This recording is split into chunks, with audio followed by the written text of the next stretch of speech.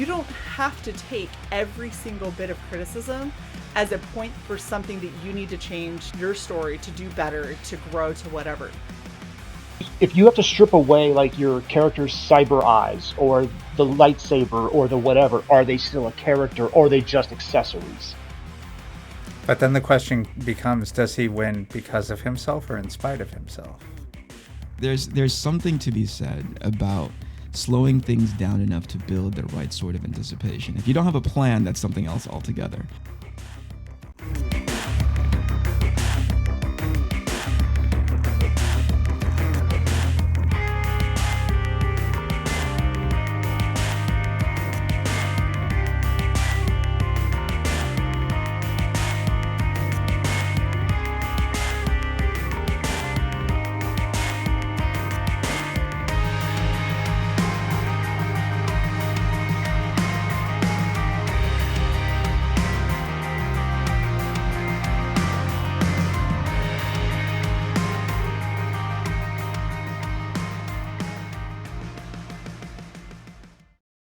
Hello, ladies and gentlemen, and those stuck tragically in between. Welcome to another season of Writing Prose, Season 3.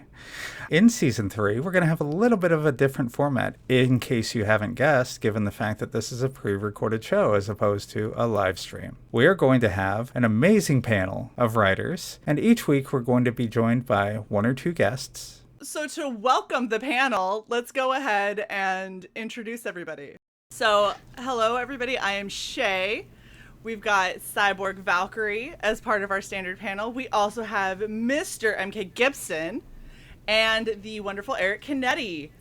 So we are super excited because the people that we have on as our first guests are the incredibly talented Renie. How are you doing, love?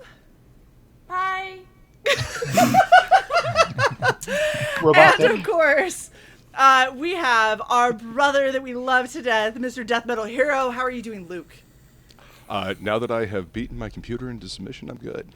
Fantastic. Yes. Technical issues are always fun. Be able to fix your own machines, kids.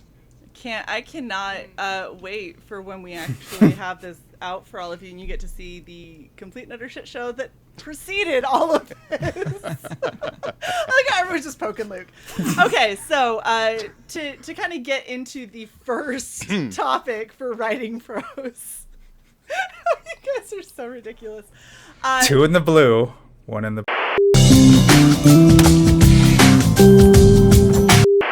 No. Okay, so the topic that we decided we were going to discuss, because we have so many people who are very well versed in it, and honestly it's something that I want to know a lot more about, is how to build believable characters and have them grow and progress through a storyline without it feeling ham-fisted, without feeling like you are pushing somebody to an endpoint that maybe doesn't make a whole lot of logical sense because you know that they need to get there. And honestly, I'm curious to hear everybody else's methods, because this is a reason that I do one-shots.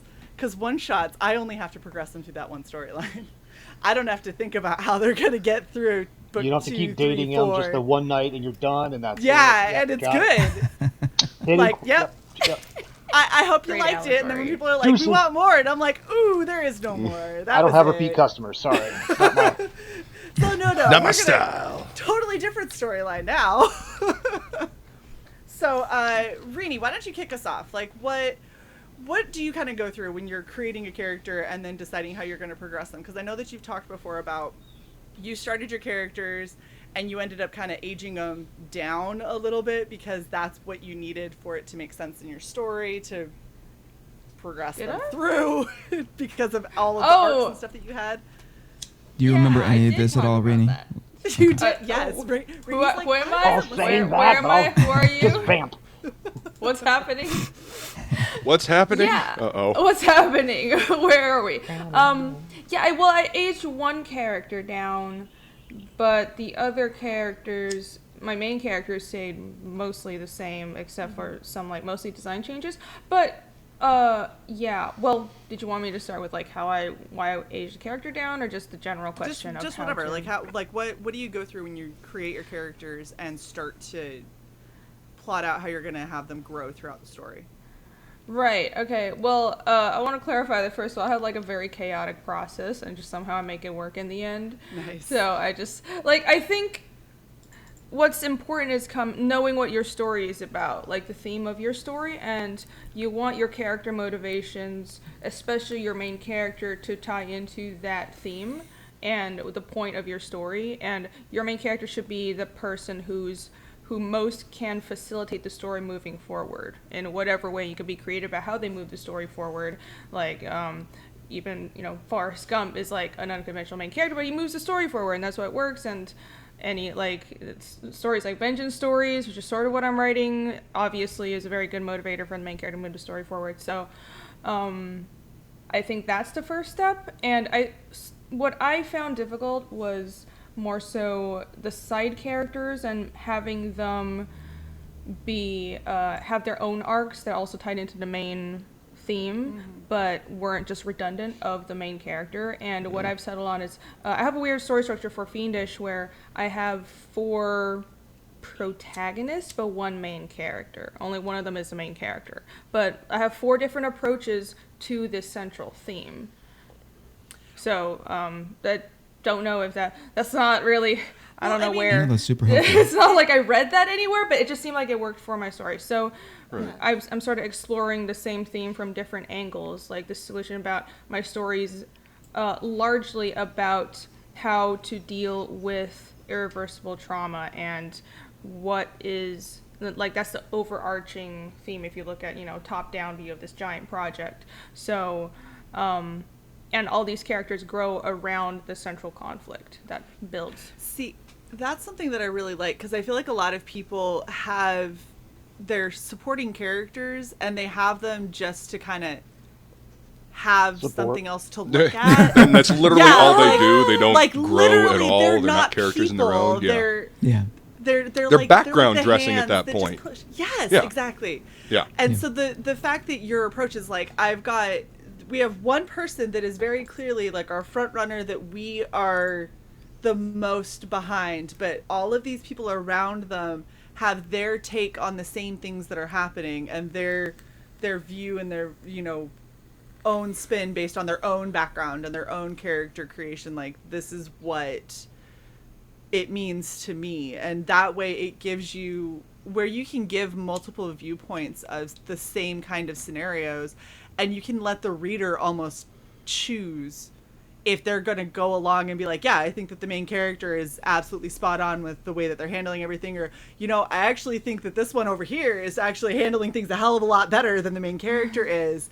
And then, you get to be like, if you would just listen to your friend, like, it would be so much better. And it gives people more buy-in to what's happening in your story. It makes it feel more real, because we all have that friend that you watch your friends go through life and you're like, why?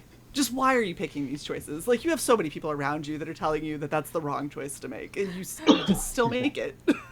Right. And I think the key part is, I don't know if this makes sense, but once you stop thinking of your characters as this is a character on a page, but try to put yourself in their shoes, like, don't act, like, when you're drawing them or writing them, don't look at them from the outside. Look at them from within themselves. Like, I am living this life, then it's much easier to find a motivation and put yourself in that world. And this goes hand in hand with world building as well. If your world building is fleshed out enough, you can find new angles to explore every subject. Yeah, I think one of the key things that people have a tendency to forget is just because it's a supporting character, it doesn't mean they're undeveloped, right? Yeah. It's not just supposed to be the 1A, 1B, and 1C version of your main character. And I think they miss the opportunity to try to give that character a voice, even though they often take the place in the background, right? Because it's a really great opportunity once you present the thesis or the theme of your story to have that contrast as somebody in that main cast to go like, I believe in the same theme, I just think of it differently. Right. And that's a perfect opportunity to be like, oh yeah, because not everybody's a carbon copy of each other. Exactly. Like, I've gotten to the same idea, but the road I took was much different. Yeah, and that comes from a level of development that just doesn't happen. Oftentimes that's really has to be pre-planned. You have to be deliberate about the planning of your side characters, because then it starts to become about a strategy of when you introduce those characters' perspectives, right? When it will be the most impactful, so that when your main character says, "Oh, I'm going to go make this choice," and you're like, "I don't think I know why you're trying to do that, but I think we should go this way." And then that just rolls right into like this amazing dynamic of like conflict within your main cast, which is an exciting space to be in. To use a commonality, you're always going to have the Xavier and Magneto points of views using comics. You know, they both want the same things, but they both have vastly different ways of going about it. For sure. And showing that conflict between your primary characters and your secondary or background or just other leads, your conflict breeds story. You know, and not contrivance. You know, a plot is a plot, and if you characters follow that plot, there's a level of contrivance you have to almost have for it the sake of it being a story. Your job as a writer is to disguise that, is to try to make it feel organic. And I personally believe I have a philosophy with some of my characters I like to call the Rock without his muscles, meaning, you know, not to be like, I use movies a lot as my references because nobody reads the same books. So take the actor The Rock. You know, yes, he's a very popular character. He's very big, but if he was just 6'3" and 190 pounds, would he still be dynamic? No, he gets by on his bulk. His charisma is based off his bulk. Life, you know, persona. If he was built like Chris Rock at that height, would he be a dynamic actor? No, he's not, because he is his muscles. That's why he's like in his 50s working out hard to maintain. I'm not saying trying to be cruel to the man, but as a truism. No. But your characters, it makes a lot of sense, because the fact that he is so big and bulky, but then he turns around and he has this like teddy bear goofy persona, and that juxtaposition. Exactly. So if you have to strip away like your character's cyber eyes or the lightsaber or the whatever, are they still a character or are they just accessories? Sure. And that's something every writer needs to ask about their characters. Strip that away. Like Hal Jordan or Jon Stewart without the ring is still a great person. They don't need the ring to be a Green Lantern. They just happen to have it because they're a great person. And that's the difference in characters that I look for, whether I'm writing or whether I'm reading or whether I'm consuming. Yeah. That is such a good point. I don't think it was. I just made it up. It's almost as if you're a writer or something. He's like, no, but like seriously, I've never considered when you're writing a character that if you take the thing that everybody's going to notice about them. So I mean, you know, to use real life examples, I'm a 6'1" female with bright red hair. So if you took away my height or my hair color, how much do I change? And the answer is not a lot, and that's how it should be for most of us, you know. If Canete had long flowing golden locks, he's still Canete. Who's to say that I don't? I just kind of keep it at bay. It's just one ponytail on the back. Just shoot heads like this. Yeah. But I mean, that's that bald cap game. Wow. It's on point. But that's the thing is because anytime I try to write, I always write from a place of emotion. And I've had a lot of fellow writers who have told me that is such a dangerous way to go about writing. And I understand some of the points, but I think that there's so many people who try to turn writing into such a sterile thing where it's like, no, I'm trying to get from point A to point B, and these are the ways that I get there, and these are the people that are in there, and it's like, They try to reduce it to a mechanical exercise. Exactly, and I write from a very emotional place, and sometimes my stuff totally misses because of that, because you do still have to have structure, you do still have to be able to build it, and that's also why, like I said, I don't like to write sequentials that continue on, because trying to keep that emotion going is exhausting. It's incredibly exhausting. But when you're writing a character, you should be able to still spark at least parts of certain emotions, because they should feel like they're alive enough that they breathe and they suffer and they have their own trepidations and they have their own hopes and dreams and goals that they may or may not meet. And if your characters don't do that, let's go back to what Renie is. I admire anybody who tries to write a cast of characters.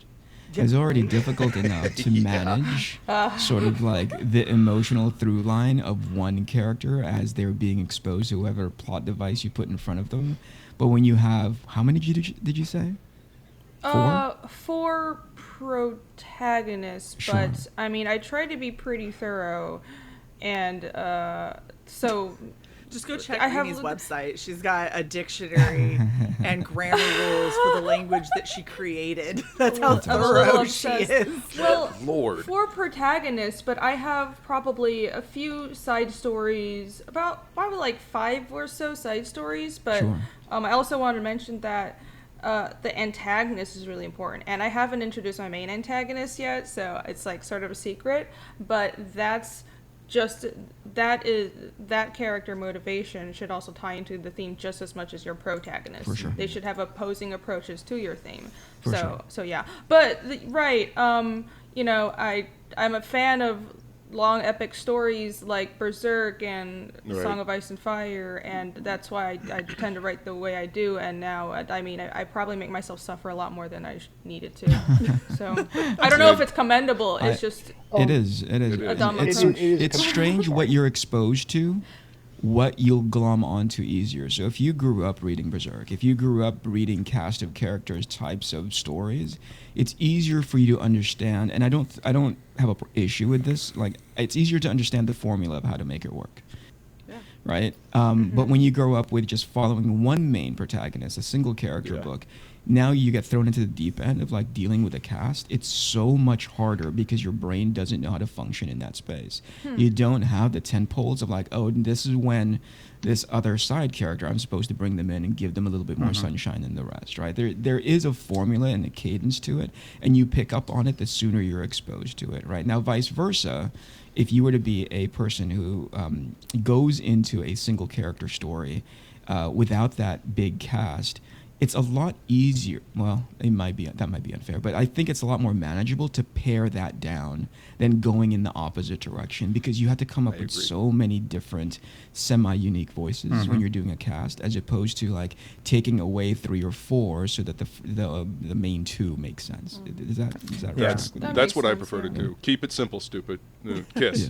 You know, Yeah. like seriously, when you get a bunch of characters and you're juggling all this, how do you make sure that each one has a unique voice? I mean, because we all have a certain group of friends, right? And we'll pick up different characteristics from our friends and people we interact with, and we'll inject them into our characters because they'll do something in the story that will remind you of somebody. Yep. And you'll use that verisimilitude from real life to give that character a little more life. You know what I mean? You owe $1 for using that word. I love verisimilitude.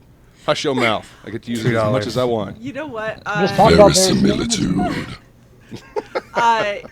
Gib, I feel like based on what Luke just said, you might have some opinions. Verisimilitude? I can't even spell it. I know what you're talking about. Verisimilitude. No, the pulling from real life, and I do it all the time. I do it all the time because my writing style comes from television and movies. Meaning, I've read a bajillion books and I've hated a bajillion books. I like some and I hate others, but my writing, I'm very visual based. I have an art background. I like to do art, good or bad, but so I need to see it. So in order to make a scene work, I have to see it in my head because I don't have the luxury of literally have an artist. I write novels. So if I can't see it, it's not true.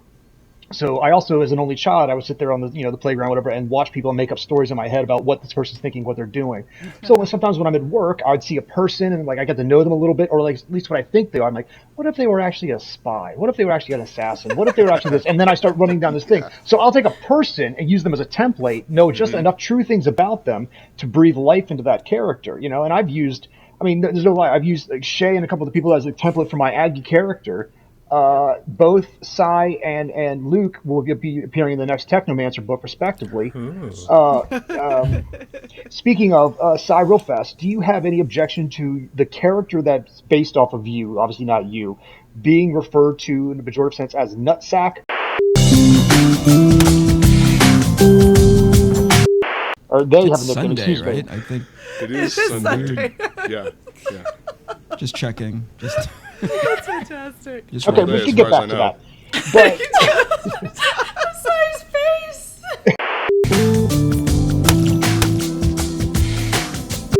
Well, and that was the really funny thing though, the first time that I read a book from Gib. So I find out Gib's a writer and I was like, shut up, I need to read a novel. And so I found one. I was like, okay, out of all of them, I think that this one that has Aggie is for me. And I sat down and I read it, and I do not sit and read a lot of novels. I get distracted very easily. I'm highly anxious. She never learned how to read. Yeah, that's what it is. No, but I spin through, like, I get very distracted very easily, especially when a novel takes forever to get to a point. And there's a lot of authors that are really bad at hooking, like in whatever form that may be. But it can be very difficult to grasp my attention. I sat and read Gibbs' book like front to back. I didn't stop. And then I went back and I was like, oh my gosh, I love Aggie. And he goes, can I tell you a secret? Because I was like, I really relate with her. And he starts laughing. And I was like, what? And he goes, well, you and like these two other people are kind of what I based her off of. And I was like, that's why I relate to her. the character is, I mean, she's a female, obviously, but she's also like 6'1" and some change. Yeah. She doesn't feel like petite next to other girls. She can reach the top shelf, and other girls are giggling, and like guys are looking at that. And so she already had obviously the witchcraft and the magic things going on in the book. But as a person, I wanted someone who's like, fuck it, I'm gonna be myself. Yep. I can't. But how do you not at the same time? Like a short person wishes to be tall. A bald person wishes they had hair. No matter how secure you are in yourself, everybody has insecurities, and those insecurities make a character believable. Yeah. Well, and I think it was the first time that I ever read a character that was written as a tall girl, and people go one of two ways. Either you have a girl who's very tall who wants to be meek and quiet and shrink down and not be seen. Dainty. Or you have one who's tall, loud, and aggressive, right? And those are usually the two that you get. And the way that Gibb wrote Aggie was she was tall and aggressive, but she had this internal insecurity about the fact that she knows that everybody looks at her and is constantly like, oh my gosh, you're so strong. And she's like, you know what? Sometimes I'm just not, okay? Sometimes I'm not strong. And it was the first time I'd seen a character that had entertained the more vulnerable side that nobody ever wants to talk about because, again, it's more emotional.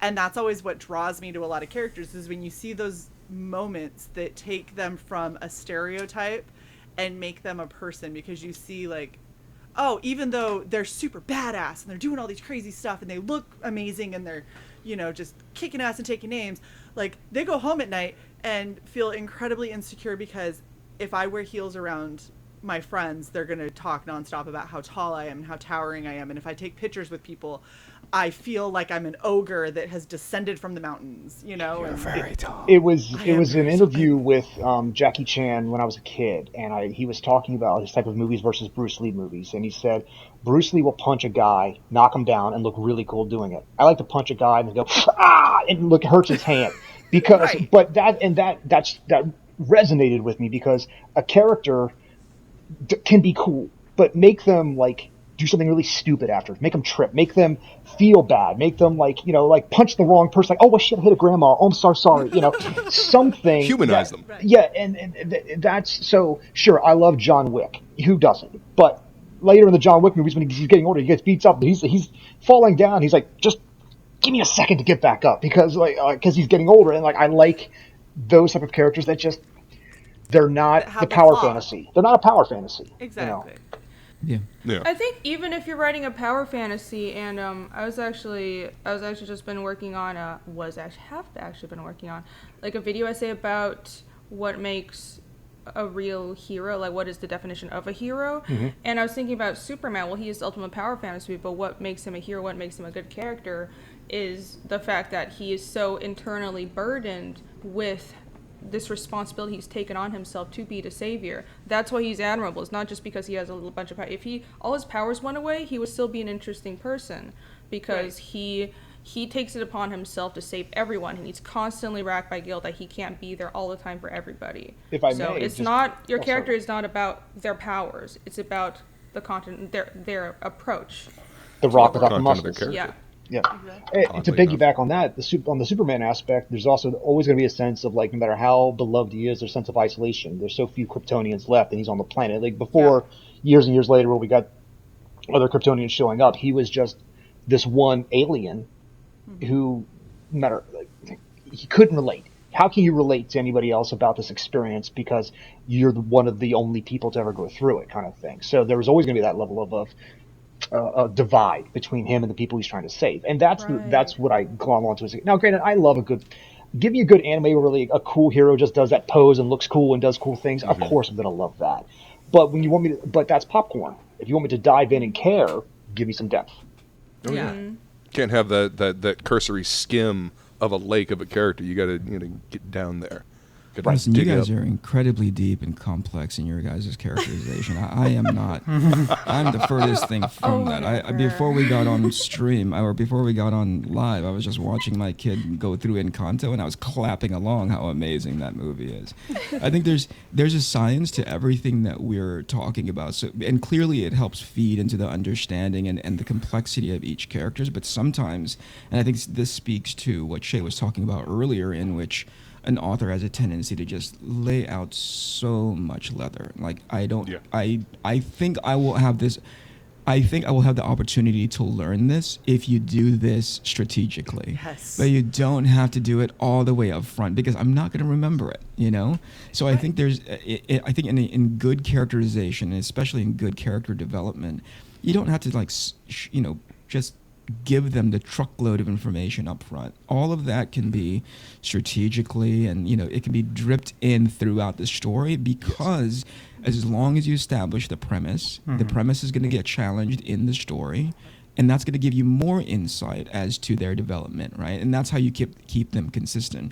The thing that I often run into is the level of authenticity that needs to go into a character so that you'll understand, oh, this isn't some kind of scene that you threw in here. To your point of Jackie Chan kind of like, shaking his hand after punching somebody, right? Mm-hmm. That makes sense, because in no point in any of his movies have I ever seen him to be like the Jean-Claude Van Damme type who comes in and you're like, I don't believe for a second that guy's going to shake his hand after he punches somebody in the face. That's just not in his character, right? So I think there's ample opportunity to introduce a level of complexity without being burdensome up front, because it's, number one, it takes forever to get the story to get started, and your audience is going to forget it anyway, right? And you don't want to front load it like that, because you need that intrigue, to carry you forward. Right. One of the most well done ways that I've seen characterization done was probably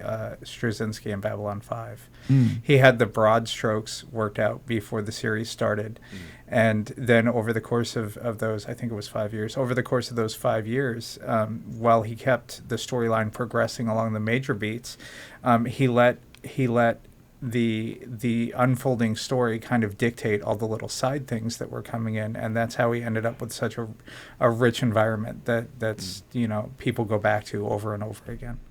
Well, if you try to dictate that entire thing from the get-go, it would just be stale and boring by the end of it. It would be a spider web, and it would collapse in on itself. Yeah, it's got to have a chance to grow naturally. But the characters, as it progressed, developed their own voices, and that dictated kind of at least the minor directions of where they're going. Not only that, but the embodiment of the actors as they lived and breathed those parts. It's funny you mentioned Strychalski, because before I ever knew him as the comic person or Babylon 5, I knew him as one of the writers from the Real Ghostbusters cartoon from the 80s. And I didn't know he wrote that, and I love that cartoon. He wrote about 20-ish episodes of that, and they were all the best ones, because to take other people's characters, and every time he was the writer, he had new layers of depth. Like when Egon found out the reason he became a Ghostbuster because he's played by the Boogeyman. He didn't know it was real, but it was always in his head. Episode. Yeah, exactly. Yeah. And that's Strychalski. Like he took these characters, like, just what if? I'm not retconning it. I'm not changing, but I'm adding just another layer deep. I'm what's that stupid movie with the spinning top? Inception, going just one more layer deeper, and I love that, and I love that in characters, and I love that in ensembles, and it always makes for exactly like 20 plus years. It's still 30 years. It's still stuck in my head. I can't forget that. Yeah, and I think I saw that episode once, and I never caught all of the Real Ghostbusters. Just scant episodes here and there, but I caught that one, and I do remember that one. Yep. I like the reference to the stupid movie with the spinning top, though. I like that a lot. Sorry, I like the dismissive nature of the. Yeah. That was a rip-off of I'm an a anime. hyperbolic asshole. I'm dismissive on purpose. How many billions of dollars did Inception? Oh no, it's one of those like I love Chris Nolan movies, but at the same time I will.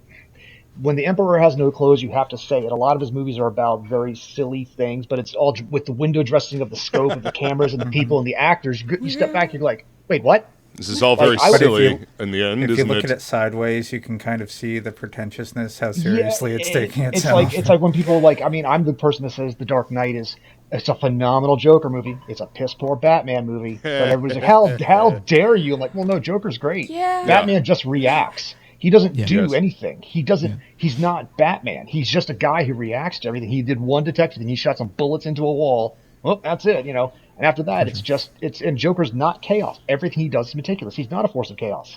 He's meticulous in planning at every step of it. He's great. Don't get me wrong. Ledger deserves his Oscar. But that's a character that's like, I don't like that Batman character. But it leads into another point of some authors is like, if you're having trouble with your story, know your antagonist. Because some stories is literally just follow what the bad guy does. If the bad guy is fleshed out and known, the good guy is the person is trying to like discover it, figure out what's going along the way. But if they're reactive to what the antagonist is doing. And that is another type of story dynamic. So, that is just as well done because villains can be even better than the heroes if done the right way. But sometimes when they outshine the heroes in The Dark Knight, Batman looks like an idiot, whereas the other person is like everybody remembers this cool person. So, the saving grace of that Batman movie, I agree with all of your points. The saving grace of that Batman movie is that he wins. Right, like you set the antagonist up so well, so to the point where he is seemingly undefeatable, either psychologically or, or like physically. And then when your main good guy wins, you're like, that feels really good. And it's it's such an easy formula to lay out in front, and you can use it. It's such an easy formula to implement. But then the question becomes, does he win because of himself or in spite of himself? I don't think people get that deep. Right, the six of us can talk about that. Right, a lot of people just go like, "Did Batman win? Yes, cool. All right, we love it." So what you're saying is that all of us brainiacs on here that are going like 12 Inception levels deep are really just we have too much faith in the audience. I think sometimes and my wife checks me on this a lot, which is to her benefit. I get so wrapped up in how the sausages are made that I go like, was that enjoyable? I forget that part, and that's really important. Yes. Right? Where I'm like, oh, they could have done it. We just watched The Northman last night. Okay, how was it? And it is this generation's version of Gladiator. Okay. Nice. And that's not a compliment. Oh. Right? Oh. Like Gladiator for me sets such an amazing bar in as far as a redemption / revenge story. Right. Mm-hmm. Northman tries to do the same thing, but it forgets the thing that Gladiator did well, which is refocus your character to the thing that they're trying to do, challenge it with everything that you have, and have it be the thing that almost fails until the very last second in which they find a level of peace. It triumphs with its last breath. It does not know how to do that. Does the Northman walk with his hand over fields of grain like all these movies have copied since then? It has its version of it, and I can't believe that after leaving the theater, I was thinking more of the Reverend, right? Okay. And I thought, like, I kind of misses a bunch of Reverend stuff, right? And my wife goes, no, it's closer to Gladiator and this, and this. So we spent an hour and a half just talking about missed opportunities. And at the end, we go like, did we have fun watching that movie with all of these criticisms? And like, I think the audience had fun watching that movie. That was me watching the most recent Batman, The Batman on HBO. I didn't see it in the theaters. But I haven't seen it. The first hour and 18 minutes, I'm like, this is phenomenal. Phenomenal. And then the following hour and 38 minutes, give or take, that the movie, because it's almost a 3-hour movie. You start picking apart, like, okay, so you took this from the Zodiac, you took this from Saw, you took this from Seven, you took this scene where okay, and then by the end the plan doesn't make any sense, and people are like, but again, it feels like I'm on crazy pills, because once again it's the whole Nolan Dark Knight. People are like, this is great. I'm like, are you just wowed by pretty pictures? Because because the writer in me is livid. No, that's what I wanted to bring up, which is sometimes we get so nerdy about all of these components, all of these things that we believe are like amazing puzzle pieces, and when we solve them, we're like, oh, this is the most brilliant thing. I should be on some kind of mailing list, But the reality is, I would think 75% of your audience are never going to get that deep. So after I've written out the like an initial outline and I start going deeper on the plot, I start figuring out where I can turn the screw. Oftentimes it's in characterization, but then there's some things, especially after somebody goes over like the first 3 scripts, they're like, Eric, you're not landing this. I step back and I go like, I know that I'm not, but I know that's not going to be critical later on down the line. I know that seems like a weird excuse and a concession, but it all depends on what your motivations are, right? We can go into these deep characterizations and it feels so good and tangible and I want to go have coffee with them, but like, does it land? And ultimately, that's one of my divining rods. Does that thing land? And if it's not, and does it serve the story? Right. Because and I just start omitting. I just start editing. Well, but see, then it also gives you a chance. So there's timing. I write for kids, by the way. Timing matters so much when it comes to aspects of your character really landing with your audience. And so when you're introducing brand new characters in a brand new world and brand new everything, you can't get super deep into all of your characters because there's no buy-in. Nobody likes your characters yet. They don't even know your characters. They're still getting introduced. And understanding that, I have this really awesome aspect, this background piece to this character, and I know that I can hint about it throughout, and maybe issue 5, 6, 7, somewhere way down the road, I can drop that as a bombshell, and people that were paying attention will remember issue 1 when he did that one thing.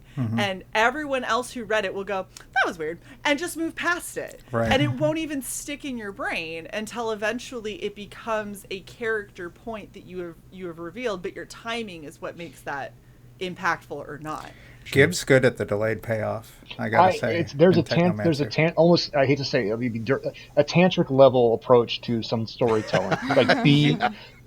I have this one villain reveal that I've planned since book 1 of the Technomancer, and it's just now coming to fruition in book 5, and it's been peppered throughout. And if you ever go back and look at it, you'll see it. I put it all in front of you.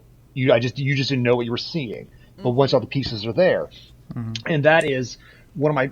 I love to do that to readers because then when they go, dude, was this the thing? And that brings me such elation because when I was a young writer and a young D&D player and a young whatever, I want to here's all the cool things up front. Boom, look at it. And it's too much.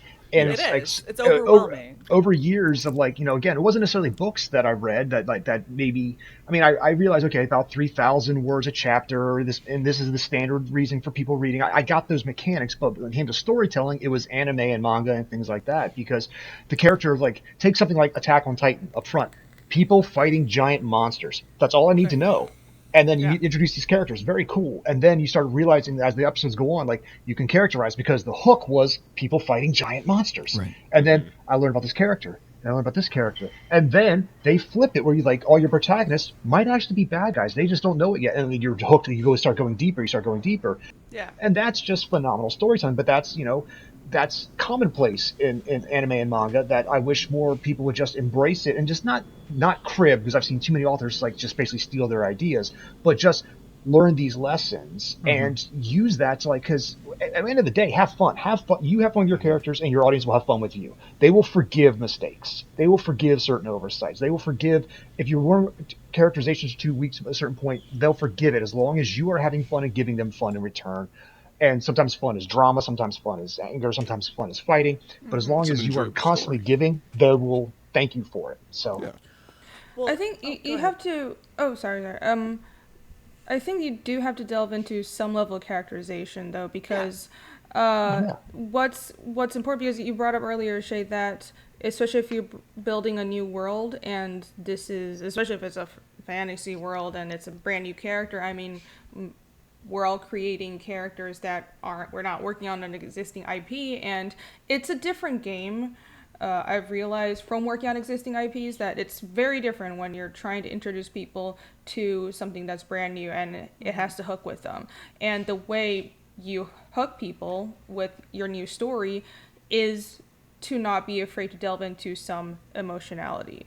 And absolutely. I think at the end of the day, you need a balance between the structure, like we were talking about the structure and the emotion. So I think you need to know your base structure, and it can't be too complex. Don't make things too, like, your core needs to be very simple and everything builds out from there, but know when you're going too far. And this is a huge problem I have with George R. R. Martin. He goes too far and then he gets lost and things are never done, but I'm not going to go on about it right now. No, please, by all means, go on about it. Have you seen his latest post? I stopped paying attention because the one from last week, just to make you just a little bit more nerve rage. Oh gosh. It goes something like this: I'm sorry that some of you fans only care about the one book. All my projects are precious to me. So you have to let me do these blah blah blah. Long story short, I'm not going to finish this because I am getting way too much money being a producer on other things. You're never going to see the end of that series. I'm going to keep drinking my millions. Fuck you, peasants. That's what George R. R. Martin said. Yeah, you have to know your own sort of limitations as well, and what the scope of project that you can handle, and just be realistic about it. And like it's fun. You don't have to do a big epic story. If you're better at short stories, that's great. That's your niche, and as long as it's good, it doesn't matter. Not everything has to be big and epic, and even like a simple everyday story like about someone's daily life can be good if you do it well. So don't overdo things. Something that I've noticed that a lot of people are really uncomfortable with is when they write something and the audience comes back and says, we want more. And they're like, it's because I didn't deliver enough. And I was like, it depends what your goal was. Because I've written, like, I wrote the short story in Kill Journal for Marty, right? I wrote her backstory. And the number one feedback that I got from everybody was, I wish it was longer. And I was like, I bet you do. And they're like, what? And I was like, I'm sure you do wish it was longer. Yeah. It's not. That's how long it is. And they're like, wow, really? I was like, it's because what you want is all the explanation as to how all that happened. And the reason you don't get it is because you're not supposed to. That speculation is supposed to be there because the way that all of these revenants within the Kill Journal work, you don't have all the pieces to their puzzle. You don't know why they are here and why they are attached to you and why they are seeking you out. That's part of learning and growing with that character. So what you want me to do in my 8-page backstory is tell you what the end goal for Marty is. That's what you want me to tell you. And instead, I put you in that 17-year-old girl's mind where she's having a flashback from when she was 8, when she's having a flashback from when she was 12, growing up with her dad, and that one day where her whole world changed. At 17, she doesn't know why. She knows that this happened. She knows it's tied to her. She knows she's pissed. That's all she knows. So you may want more, but you're not getting more because that's not where we are in the story yet. And there's so many people who are so afraid of pissing off their fans because I didn't give you everything that you're asking for, or, well, this seemed like it was rushed and hurried. You don't have to take every single bit of criticism as a point for something that you need to change your story to do better, to grow, to whatever. Also, from the 10,000-foot view, it's just culture, right? Everything is bingeable, everything is watchable, everything is on demand, everything is at the access of your phone. Now. Yeah, there's something to be said about slowing things down enough to build the right sort of anticipation. If you don't have a plan, that's something else altogether. Gib, But if do you you have actually have, something? I do. You have to cut me off when I get too ranty because I know how I am. saw you waving. Yeah. I have another particular like ism, like a me-ism, and it's called a really cool gun with one bullet. Meaning sometimes you have a great idea and you know this is a standalone. It's not meant for more. And because, like, to use an ubiquitous example, Jurassic Park, it was a great. No sequel ever stood up to, but they keep making them because they made money. But they're like, you had this great idea. It's wonderful. Yeah. It's flawless. Give me more. You don't need more. There shouldn't be more. Let this sit. Sure. No, we want more because it made money. No. It's a cool gun with one bullet. And in my villain series, he's a villain advisor, but through most of the adventures, he doesn't really sit down to advise villains because it's other stories going on. Because if I did, it was just one book about advising villains, then it would never. You couldn't do it again because it's a really cool gun. Because you can't. And then we did it again. Otherwise, you get Die Hard 2, Die Hard 3, Die Hard 4, and you start getting you lose what started the whole thing. Like some concepts are built for more. Some concepts are built for this box. It's a good box, and that's all you need. Right, you do need that box. I think audience feedback is important, but the feedback, you also have to discern whether the feedback is, well, this is how you can improve what's already in the box, or do they want something outside of it, or do they want you to completely change the box? Because sometimes people want that, and you have to stick to your guns. Like you don't want to corrupt different story. The core of your do something else. Going back to the bullet with the gun with one bullet. The original Black Christmas from 1974. The reason why I love that movie so much is because you do not get any fucking background on this lunatic. You don't get any reason why this lunatic's doing it. He's just committing these crimes. And the ending is that gut punch at the end. And there's no explanation, and you never find out who it was. So, yeah, I love the way that movie was done because it doesn't give you everything. It leaves it to the imagination, and that involves the audience. Well, sometimes what you leave out of a character is more important. Like, I mean, Wolverine, for example.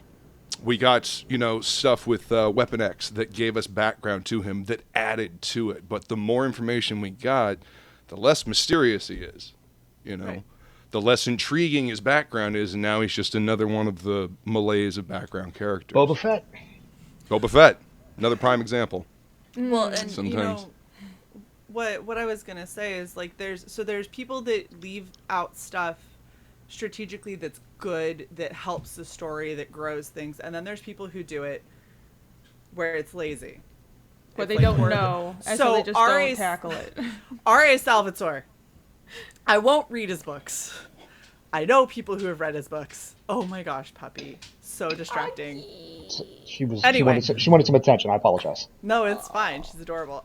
So like R.A. Salvatore, there's literally been, and I've said this more than once because it's a huge like pet peeve of mine. But he's the perfect example of somebody who writes without considering like we were talking about, the overhead view, the end goal. He's got a loose idea of where he wants his people to go, and then he has no idea how he's getting them there. And so he starts writing, and he literally puts them in a completely impossible situation where there is absolutely no way they have any hope of getting out with everything that he has set up to this point. And rather than, when he hits himself in a plot hole, going back, evaluating what he did, correcting stuff, and then making it so he can get out of said plot hole. Magical bracelet that has teleportation that I totally forgot that I had until right now in this exact moment, and I'm going to teleport us out of it. There's a term for that. It's Deus Ex Machina. Yeah. You want to know what my term for it is? It's terrible writing. Lazy as shit? Yes. That's another name for it. The funny thing is, listen, you guys are making it sound bad. I'm into it. Anytime that I can get myself... he literally will say that, and the characters will be like, a plot hole? Oh, shit, I'm there. Like, oh, I have this ring that just undoes the last 2 hours of stuff. I'm just gonna use it. There's an interview he did not too long ago. He's Renie, you're muted. So disingenuous to your audience, though. It dilutes the stakes of your story, is what I was saying, and that's, you never want that. It tells the audience essentially your time is meaningless. Just pull something exactly that all this time they invested in your story. They believe this was actually going to mean something. That it doesn't None matter. of this matters. And also they don't believe in this. They don't have the suspension of disbelief anymore, because now the internal logic of your world doesn't matter, and that's what's important. It undermines the peril. So now there are no longer any stakes to anything that's happening. It also shows a lack of confidence in your characters. And if you take a step back, it's like this, outside of the story that you're trying to tell, you lose your audience trust at that point, right? Like you go I don't know if I should invest any further because this guy has effectively gotten me on board for however long. And then this is the way they repay my investment in my, and then you just go, okay, well, I just got to move on. This isn't Yeah, worth it the audience feels conned. Yeah. Exactly. And you never want your audience to feel conned. You always want your audience to feel satisfied with what you've presented them with. Well, because as it builds, it's like, oh my God, how are they going to get out of this? How is he going to write them out of this? How? Yeah, you're like, and then, I can't and then see it's a like, way oh, a out. magic wand. Yeah. It's like, I can't see a way out. That's And a then shitty it's like, payoff. you can't see a way out because there was no way out. And so I had to fabricate something. You guys Right, keep that's highlighting that's a bad thing, but I'm on board. No, It's like coming upon this it's ornate terrible. box, that you have to have this elaborate key for, and then you get the box open and it's like, Empty. a kazoo that's got the fake gold plating around it. And it's like, there you go. That's what you get. I gotta tell you, in a similar vein, there was a point in the series that I'm writing, in which I wrote myself into a plot corner. And at one point I go, you know what? Right here is when they open like a magic portal where I start telling a fantasy story instead of this futuristic alien invasion. Right, like right here, I just go I don't want to draw this anymore because I don't know how to work my way out of it. So I'm going to draw something else. Oh my gosh. Well, Out of as long as complete you make left it field. work. Look, But as long as portals were established before, then you're fine. It's fine to feel that it's different to arrive at that as your answer to your plot hole, and then not only publish it, but like that. Nobody ever writes a book and it just goes to publish, especially when you're at that level. Like R.A. Salvatore is a well-known fantasy writer. That means that how many people read that and went, yeah, this is fine. Like, you are all bad editors. You are bad producers. Like, Actually, terrible. How dare You'd be surprised. I mean, fans are fanatical for a reason. So, I mean, when you try to talk bad, there was an interview with Salvatore. He says something to the effect of, I wish I could stop writing Drizzt to Origin because I have other things I'd like to talk about. But the fans, that's all they want, So it's because they've grown up with him. They've been with Drizzt for 25 years at this point, And, it's the fans like, oh no, that was great, because sometimes the writer reaches a certain point or a certain level, a certain just acumen that you can shit in a box and they'll say that's a great box. That is a great box. Well, it's kind of like an amazing box. Well, it's kind of like comedians. Like some of my favorite comedians, like I loved in the day. Like I love young Patton Oswalt. I can't stand to stand up now because it's not funny anymore. But he's still Patton Oswalt, so he'll still get by. He'll still get jobs. He'll still get acting gigs. He'll still do stand up. But he's not He's not hungry for his success because he's successful. Mm-hmm. Yeah, it's like current Star Wars. Same problem. Exactly, and that's the thing. I think that at what point, like, we do this for the fans, right? You write and you my put ego, stuff out theoretically, for the fans. And the stroke of your ego, of course. Nah, just cash. but at some point, there has to be a line where you say, I know that maybe you guys want more, but more is not coming. Like, this has been the arc. It is done. And I know that you don't want it to be done, but it is. Because I don't want to keep diluting it and making, like, I am done. I've told my story. I'm happy with where it ended. I don't want to keep diluting it simply because you guys don't want to let it go. That's part of growing, is you have experiences and you love them. Right. And then they end and you move on to the next experience, you know, and hopefully I can create another world, another genre, another something that you also feel that same way about. And that's when I think that you have authors that can do it really well, where they will wrap up something that people grew up with, and then they go, you know, this audience is really bummed that this is over. So if I took similar kind of characters, but totally changed everything and aged it up a bit, I can do a different series that will have a nostalgia feel for them, but will be the story that I want to tell, that I still have a fire for. Because when you lose that fire, your work starts to suffer heavily. There's no faking that enthusiasm for your storytelling. You can always tell when a story is forced. Yes. Oh, yeah. Usually sequels. You know why sequels usually suck? Well, that's generally why. Because they they just want listened to money. the fans. Yeah. They were like, I want to make money. The first one was successful, so let me push out this sequel. And you're not behind it anymore because you already told your story. You were happy with the story you told, unless you were planning from the get-go of this is going to be a 3-parter, a 5-parter. You're telling me that Anaconda 3 was not... Sharknado 9. We're all laughing at that, but I want to get to a point in my career in which I can go shit in the box and people are like, are you kidding me? If Netflix or we all Hulu was do. to We'd all like offer to me be like there. a hand job and a ham sandwich to license my book, I'm like, yep, sure. Like, let's do it. Let's do it. Yeah. I think the difference between manga and American comics kind of is how I would what Shae was saying about stories dragging on for too long, and I've noticed mangaka are really good at exactly what you were saying. Then I think especially American or comics and mainstream comics can learn a little bit from that. Also European comics, but again, I grew up with manga, so I'm going to keep on referencing that. A lot of mangaka have their brand. You always know, like Miyazaki was a mangaka as well. He became an animator, but he has his themes: environmentalism, balance, and nature. Sort of these, action girls, but not done well, not stupidly like Hollywood does nowadays. Right. And they have those themes that they really care about, and they will write over and over again, but the dressing is different. But one of my biggest contentions with American comics, at least superhero comics, it's not that I don't like superhero comics, but it's that it seems to be they take a character that's really cool and has a great concept, but then they overdo it, and I feel like after about like 60 years, you're just telling the same story over and over again, or everybody's being killed off and then revived again, and I never got behind it. I know some people grew up with it and they love it, but that dilutes the story to me. Well,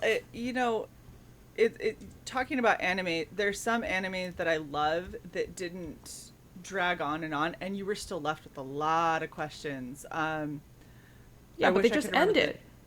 Yeah, and I wish I could remember the name of it. It was the one that had the kid on rollerblades with the golden bent bat.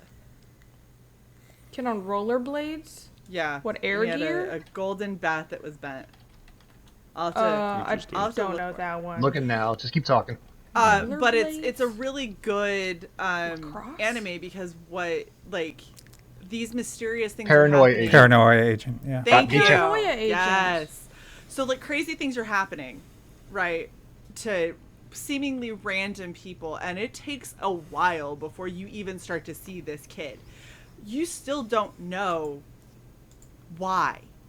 You don't know why he's going around and whacking people, and then they end up in comas, and you don't understand everything that's happening, but it's because it's giving you this feeling of that impending doom and society kind of crumbling under if they were being attacked by effectively a serial killer. The difference is not everybody dies.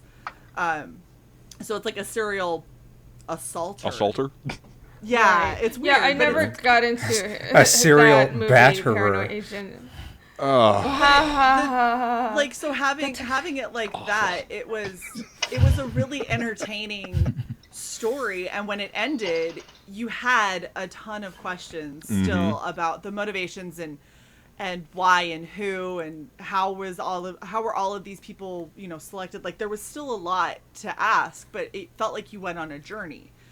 The opposite side of that is Dragon Ball Z, where it will be an entire season of the same fight between Last time two on Dragon Ball characters. Z. Ah!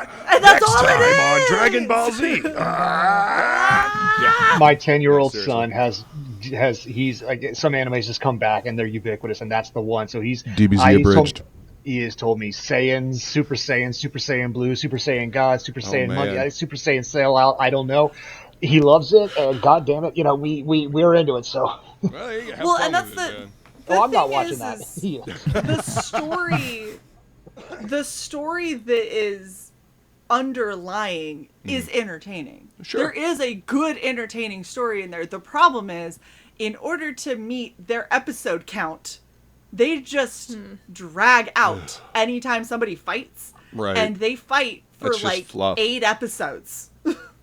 Well, that's just fluff. I mean, stories have to have a beginning, middle, and end. Yeah, and- Otherwise they again become stale. Look at Watchmen. Look at V for Vendetta. Yeah. People always look at Dark Knight, the original one, not the subsequently awful sequels that they have done with the Dark Knight. Those were good because they had a story. They had a beginning, a middle, and a definitive end.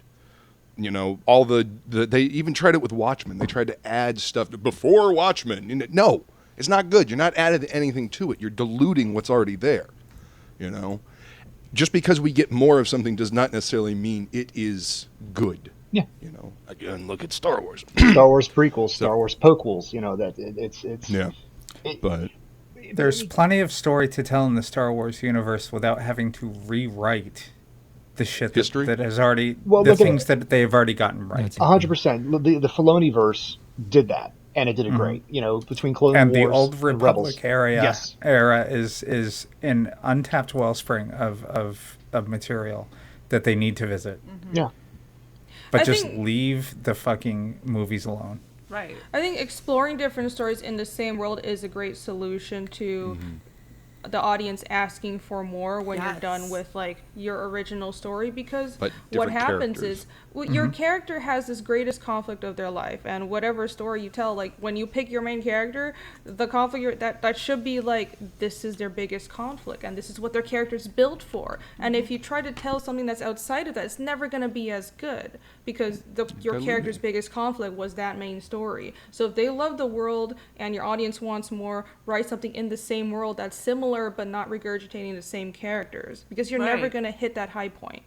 I did that with one of my book series. I liked the tertiary characters so much. I wrote the Aggie books, which were technically prequels, but I think similar characters. There's a few bleed overs, but she has her own contained universe that she exists in that's prior to this other story, and like they're tied. But even within that, I have vastly different tones in which I write, because I want them to sound uniquely different. I don't want Aggie to sound like Salem, because that's just swapping a hat. I don't want that. Right. I want them to feel like real people. And but for a lot of creators, it's also, there's going to be a level of melancholy where it's like, I've been working on this for so long, to say I'm done, put the end, period, it hurts. But I can't wait to be done a couple of series so I can move on to other projects, because, Right. Free up that I don't space. know about the rest. I mean, for those of us who are like struggling indie authors, it's some things hit and some things don't. And the things that don't hit, but you're still committed to it, it's like, I'm glad I have 8 fans, but I would like more. So I got to start throwing some. I would like to I'd throw like some. to start a new one. I need to start throwing some more maybe 10. spaghetti at the wall, Right. So like, and you got to close some things out. Otherwise, you're the guy with like 9 open books, or regardless of format, and you have no closure to any of them. And then your attention is drawn so many different ways that you're diluting your own work. And I say that as also I'm a starting my 5th danger. series. So There's also a huge danger to your reputation and credibility as a writer if you can't wrap up your stories. So stick the landing, finish it up, put a bow on it. If you Jar Jar abandon a storyline, all of those fans that were for that storyline, and even people who are on the outside deciding if they're going to give you a shot or not, are going to be like, well, yeah, but he got sick of this one and just left everyone hanging. So what's to say he's not going to do that to this one? And I don't want to get emotionally invested in these characters, because if you leave me hanging, that's going to suck for me. And nobody wants to go through that, That's like when your best friend just like ghosts you out of nowhere and you're like, what the hell? Like, I invested so much time in you and now you're gone. And that was all wasted effort. Like, Size right there. You don't have to be an asshole about it. Betrayal. Well, you know, So. we've been going for a bit. Does anybody have any other like final thought points that they kind of want to highlight? Because I feel like we've touched a lot on developing your characters and working them into your storyline in a believable way. But is there any lasting points anybody's got? I got I got hung up on hand job hammy. That's in our. I think that was the best line of this whole I've discussion. been looking at that. I'm sorry. And I go, how do I Thank contribute? Oh, How do no. I do more than that? Mayonnaise. You do like I do, and you just pretend you didn't read it. Maybe a dill and pickle. move on. Give me some time to Dill work pickle. up to it. Some Ruffles chips on the side. Yeah. Terrible. What? I have a haven't question eaten anything for yet. Rainey and Luke, respectively. Okay. Now, take this seriously. Rainey, do you want 1 or 2? Question 1 or question 2? You want which one? I don't. But what? Which one do you want? Question 1 or question 2? Shouldn't you know which one is better to ask No. for who? Nope. Which do you want? Question 1 or you want question 2? Is this how? This is how? Luke, never mind. Okay, Luke, question. Luke, you want 1 or 2? 2. Okay, you want 2. 2. Perfect. Rainey, I'm gonna regret this. you're driving down a street when something smashes into your car, knocking you out of the side of the road, and the airbags go off. Boom! You're unconscious. You wake up. It's night. It's raining. You see things moving. They're about 20 feet away, and their skin is pale. Their teeth are pointing. You're getting a vampire vibe. You look down. There's blood from the airbags on your face. You could have 1 weapon of choice, 1 luxury item, and 3 books. What do you do? One item That was of question choice. 2, dude. One. Right. Yeah. What's One question weapon. one? Yeah, what- One weapon, One one weapon? luxury item, and 3 One books. luxury item. And if you want to take along 3 of your favorite books, you can.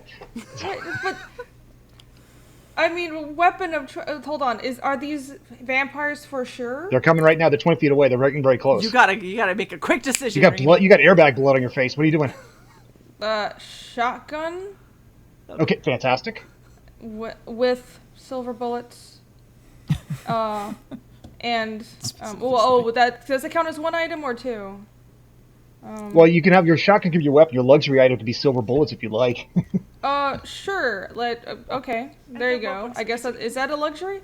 That's a luxury item. I mean, you give me a gun without bullets? This is meant. What kind of customer service is this, Brutal game.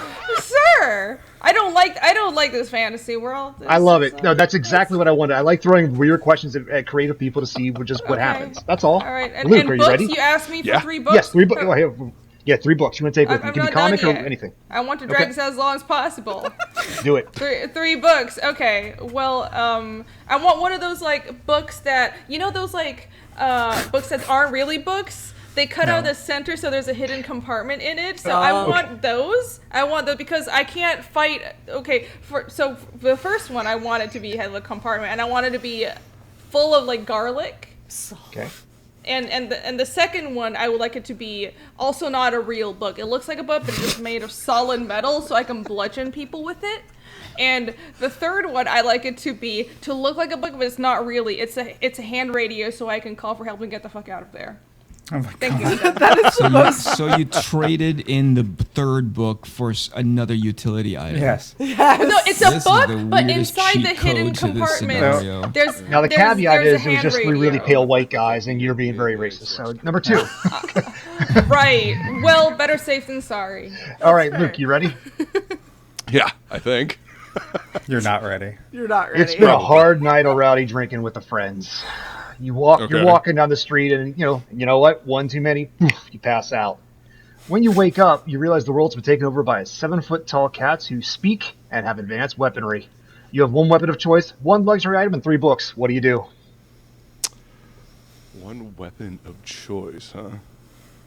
What is the threat again? Is it a cat? 7-foot The cats. 7-foot cats, intelligent and with advanced weapons, have taken over Earth in the time he's been passed out. This is severely Alright. underwhelming to the vampire version of this. I've got I'm more. glad Do I you want a picked different it. one? I have No, the cats is perfect for Luke. That's why it's funny. 'Cause my weapon of choice is a laser rifle. That way I can distract them from far Yeah, away. And smart, also, smart, blow them all smart. away. Smart. And my luxury item is a stashed, well-sealed bag of catnip. That way I can sprinkle it away. Yes. Luke, why do we have the same damn answers? Yep. I don't know. I've lived around cats. And my 3 books. Dealt with 7-foot cats before. I don't know. Communicating with your cat is one of them. Oh my gosh, yes. Let's see. Psychology of the cat would probably be another one. And then... Oh my gosh, I have a good one for your third one. No book. My cat is trying to kill me. yeah, sure. All right, my cat is trying to kill me. There it is. Yeah. Thank you for playing our game, I think. Thank you. I was just curious. Thanks. Wow, that was so much. That was fun. I've had other rapid fire dumb questions just in case, but they're rapid That's gonna be fire. in my head all day. I'm gonna be like, oh, I should have thought of this item instead. Oh yeah. Well, that's the point. I mean, I've That's got the beauty dumb of questions prompts. like, what's your creative kryptonite? What's the last book that made you cry? On a scale of 1 to 10, what's your creative ego? Dumb things like that. But I always, whenever I used to do these interviews for other authors, I would throw in these little what-if scenarios that make them as bizarre as possible, because it's like, some people oh shit, you go into either vapor lock, or you're like, you know what, I got this. Okay, I'm going to do X, Y, and Z. Deer in And the it's just headlights. fun. It's just a creative exercise. Well done. I love the Well done. on-the-fly nature of it. It's improv, Yes. in drama class, Yeah. being able to think on your feet. Yes, and. Oh, Sometimes yeah, I that'll love help you that. dance Role around a playing. creative block when you're stuck, too. Absolutely. Yeah. Well, I use these sometimes because when I get to, just what you said, when I get to a creative stumbling block, I'll play these dumb scenarios in my head and just distract myself with something else. And because my character was totally like, oh, I know what I'm going to do now. Oh, and it just comes to you. You let the hindbrain do the work while you keep your forebrain busy. Yeah. Busy. So you And make it a can really be fizzy, too. it's really similar to the rubber duck method. I don't know if you guys have heard of that. With programmers and people that are writing code and stuff. When your code doesn't work and you've looked at it in every possible way that you can't figure out why it doesn't work, you start explaining it line by line to your little rubber ducky friend.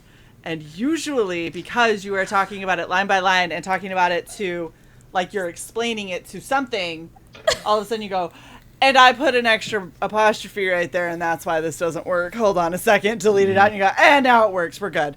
So That's interesting. Yeah, I've noticed that sometimes, when I'm writing something, I'll think it's done. It doesn't work, and I know we're dragging this on, but I'll print it out. I don't know if this happens to other people. I'll print it out, and then I read it as a printout, or I'll record it, and while I'm recording it, I realize, I can see what's wrong because I'm presenting it to someone else, and you see it in a different point of view. Exactly. Dialogue Well, out loud, it's changing speaking. it. Yeah. I have reams of legal pads because Quentin Tarantino, in an interview I watched with him many years ago, said he likes to handwrite all his scripts, but when he can't figure out a plot point, he actually has a written conversation with himself. It's like, why am I such a bad writer? Because you didn't think of this, this, and this. Well, yes, I did think of this, but you didn't think of this. It's and he's like, oh shit, I know the answer now. And it's because you literally just you divide your mind, and your mind already knows it just works. Try it. Just literally handwrite it out, and you'll be surprised how quickly the answers come to you. Creative ways to get out of writing blocks. That's definitely going to have to be a future episode, I think, because that'd be very Let's do it right now. Let's just go right now. We'll make this 2 episodes. Yeah. Right off the bat. I would, with the exception of I know that Gib has got to run, unfortunately, and I now have an hour and 15 minutes of stuff that we're going to edit. So... Yes. I just want to say thank you to everybody who is watching this first episode. We love having you guys here. Hopefully this was worthwhile. Hello, future people. Right? Hopefully this was worthwhile. Hopefully you got a little bit of worth out of the discussion. You have Renie pawing at you. Bad touch. You didn't ask. You didn't ask. But if you have any thoughts, ideas, anything like that you would like to see on future episodes, please do not hesitate to DM us, and we'll see everybody next time. Thank you to the panel, and thank you to our 2 great guests. Yes, our guests are Thank amazing. you. The panel Thank you is guys for showing awesome. up. We It was love you fun. guys. Blast.